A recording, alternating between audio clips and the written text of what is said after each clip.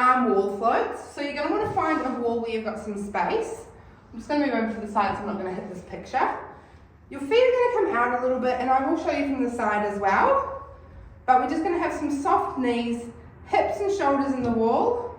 You can pop your head against the wall too if that feels comfortable. It doesn't have to be all the way on the wall, but just relax through there.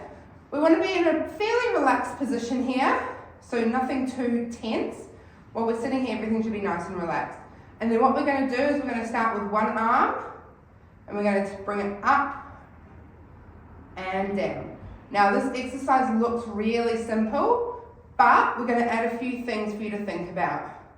So the first thing I want you to think about is your position of your chest. So as we open, if we take the arm up, we don't want to flare the ribs and let that lower back sort of come away from the wall. We want it to stay nice and neutral. Yep, up and down through there. The second thing we're going to do is add in some breath work. So we're going to breathe in before we start. Exhale to lift the arm. Inhale to come back. Exhale to lift. Inhale to come back. Once you're feeling really secure in that and everything through the core is staying nice and still, you're not overarching or over pushing into the wall, you can start to move through with two arms. All right, let's have a look at what it looks like from the side.